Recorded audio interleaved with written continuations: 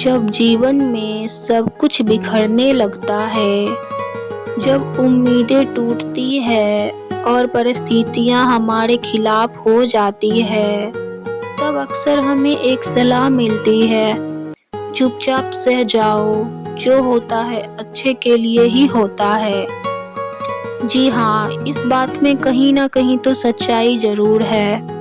अगर आप कोई भी चीज चुपचाप सह लेते हो तो फिर भगवान जी उसका बदला जरूर लेते हैं और जो भी होता है अच्छे के लिए ही होता है।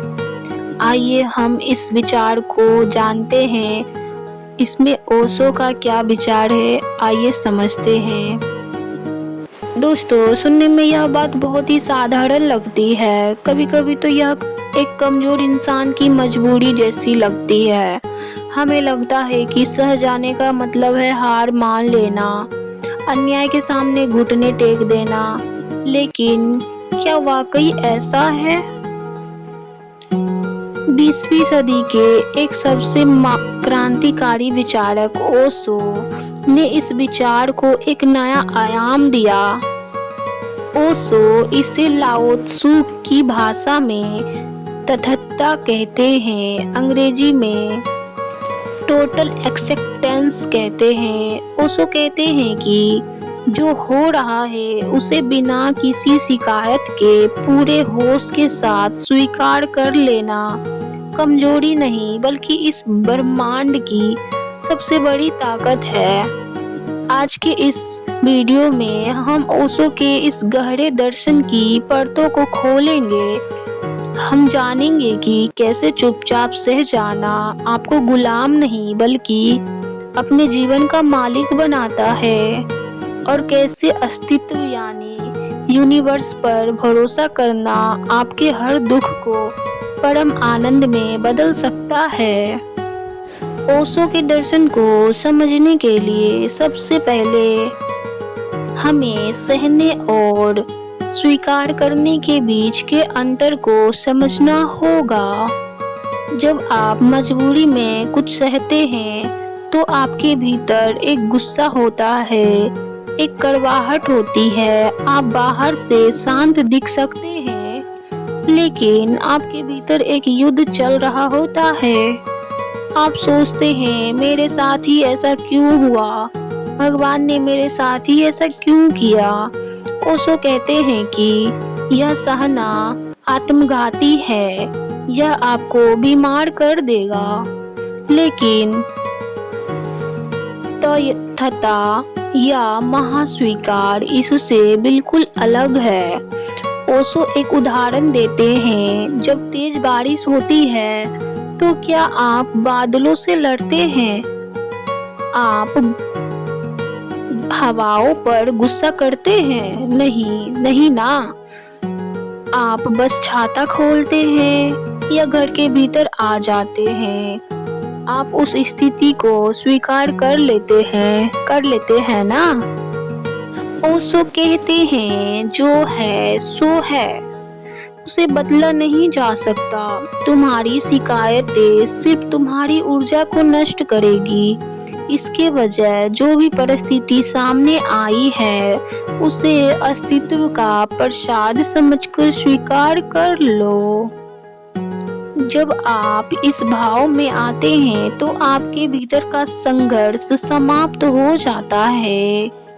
आप नदी के प्रवाह के खिलाफ तैरना बंद कर देते हैं और नदी के साथ बहने लगते हैं। इसी को ओशो ने सरेंडर यानी समर्पण कहा है। ओशो अक्सर अपनी वार्ताओं में कहानियों का सहारा लेते थे। इस विचार को समझाने के लिए एक सूफी कहानी बहुत सटीक है। एक राजा था जिसका एक वजीर हुआ। वो बहुत आध्यात्मिक और शांत स्वभाव का था। राजा के जीवन में जब भी कोई दुर्घटना होती, वजीर हमेशा एक ही बात कहता, राजन धैर्य रखे, जो होता है अच्छे के लिए ही होता है। राजा चिढ़ जाता, लेकिन वजीर की बुद्धिमानी के कारण उसे कुछ कहता नहीं था। एक दिन तलवार की सफाई करते समय राजा की उंगली कट गई। बहुत खून बहा। राजा को दर्द बहुत हो रहा था। राजा दर्द से तड़प रहा था। वजीर वहां आया। उसने घाव देखा और शांत मन से कहा, चिंता ना करे राजन, जो होता है अच्छे के लिए ही होता है। इस पे राजा और चिढ़ गया। इस बार राजा का गुस्सा सातवें आसमान पर पहुंच गया। उसने चिल्लाकर कहा, मेरी उंगली कट गई है और तुम कह रहे हो जो होता है अच्छे के लिए होता है। सैनिकों, इस मूर्ख को ले जाओ और काल कोठरी में डाल दो। सैनिकों ने वजीर को जेल में डाल दिया। जाते जाते भी वजीर मुस्कुराया और बोला, कोई बात नहीं, इसमें भी कुछ अच्छा ही छिपा होगा। कुछ दिनों बाद राजा जंगल में शिकार खेलने गया। वह अपने सैनिकों से बिछड़ गया और जंगल के कबीले के लोगों ने उसे पकड़ लिया। उस दिन कबीले के देवता की बलि का दिन था। राजा को बेदी पर ले जाया गया। बलि देने ही वाले थे कि कबीले के पुजारी की नजर राजा की कटी हुई उंगली पर पड़ी। पुजारी चिल्लाया, रुक जाओ, इस व्यक्ति की बलि नहीं दी जा सकती। इसका अंग भंग है, यह अपूर्ण है। अधूरी बलि देने से हमारे देवता नाराज हो जाएंगे। उन्होंने राजा को छोड़ दिया। राजा को तुरंत अपनी गलती का एहसास हुआ। वह सीधे जेल गया, वजीर को बाहर निकाला और गले लगाकर रोने लगा। उसने कहा, तुम सही थे, मेरी उंगली कटी, इसीलिए आज मेरी जान बच गई। लेकिन मेरे भाई, जब मैंने तुम्हें जेल में डाला तब तुमने कहा था कि इसमें भी कुछ अच्छा है। तुम्हारे जेल जाने में क्या अच्छा था? वजीर मुस्कुराया और बोला, राजन, अगर मैं जेल में ना होता तो मैं आपके साथ शिकार पर जाता ही। आप मुझे शिकार पर तो ले ही जाते, आदिवासी आपको तो छोड़ देते, लेकिन क्योंकि आपकी उंगली कटी थी, लेकिन मेरा कोई अंग नहीं कटा था, वे मेरी बलि दे देते। इसलिए मेरा जेल जाना भी मेरे भले के लिए ही था। इस कहानी से ओशो हमें यह समझाते हैं कि हमारी दृष्टि बहुत छोटी है। हम जीवन को केवल एक छोटे से टुकड़े में देखते हैं। हमें लगता है कि आज जो नुकसान हुआ वह हमेशा के लिए बुरा है, लेकिन अस्तित्व का कैनवास बहुत बड़ा है। जब एक मूर्तिकार पत्थर पर हथौड़ी मारता है तो पत्थर को दर्द होता होगा। अगर पत्थर बोल पाता तो वह चिल्लाता कि मेरे साथ बुरा हो रहा है।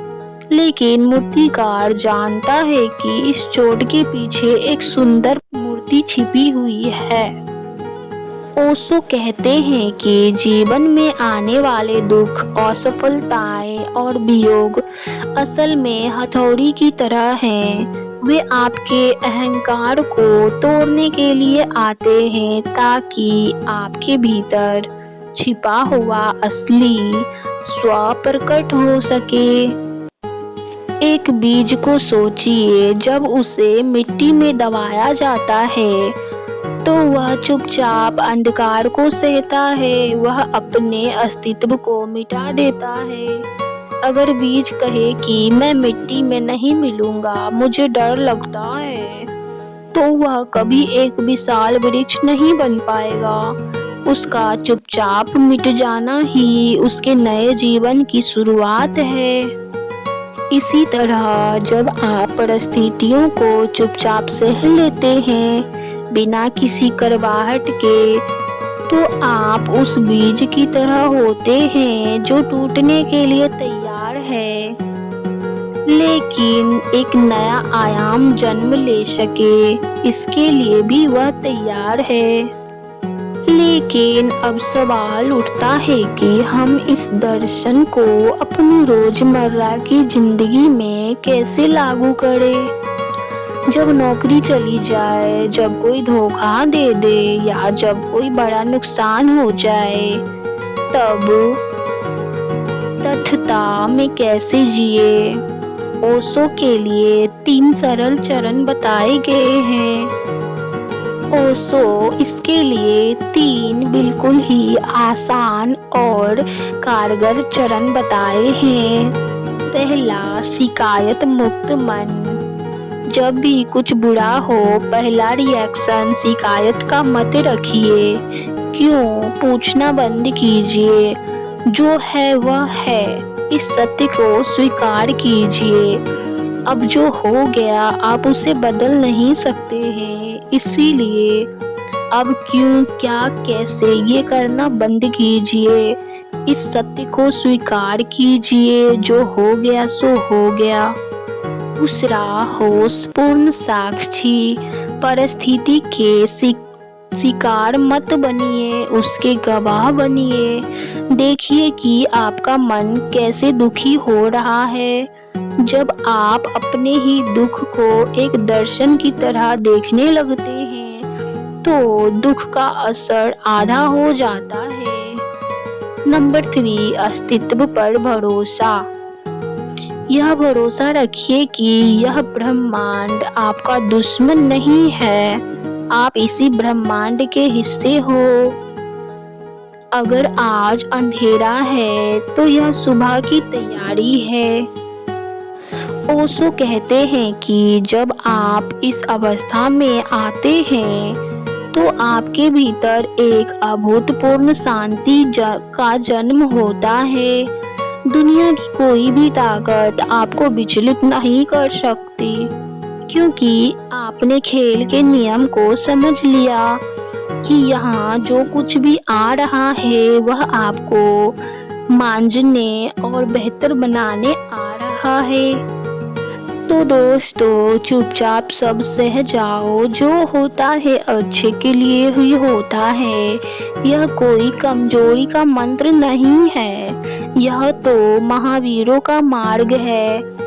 यह उस व्यक्ति का मार्ग है जिसके पास इतना बड़ा दिल है कि वह जीवन के कांटों को भी फूलों की तरह स्वीकार कर सकता है। अगली बार जब जीवन आपको किसी ऐसे मोड़ पर खड़ा करे जहां चीजें आपके नियंत्रण में ना हो, तो एक गहरी सांस लीजिएगा, मुस्कुराइएगा और कहिएगा, तथता मुझे यह भी स्वीकार है। और फिर देखिए कि कैसे वह मुश्किल परिस्थिति आपके भीतर एक नए रूपांतरण का द्वार खोल देती है। ओशो के शब्दों में, जिसने स्वीकार करना सीख लिया उसने तैरना सीख लिया, और जो तैरना जानता है उसे यह जीवन सागर डुबोता नहीं बल्कि पार लगा देता है। आपको ओशो का यह विचार कैसा लगा? क्या आपके जीवन में भी कभी ऐसा हुआ है कि जब किसी बुरी घटना का अंत बहुत अच्छा हुआ हो? अपने विचार नीचे कमेंट बॉक्स में जरूर शेयर करें। इस वीडियो को अपने उन दोस्तों और परिवारों के सदस्यों के साथ शेयर करें जो इस समय जीवन में किसी कठिन दौर से गुजर रहे हैं। क्या पता आपकी एक शेयरिंग से उनके भीतर भी तथता का दिया जला दे। मिलते हैं अगली वीडियो में एक नए विचार और एक नई चेतना के साथ। तब तक के लिए आनंदित रहे, होश में रहे। धन्यवाद।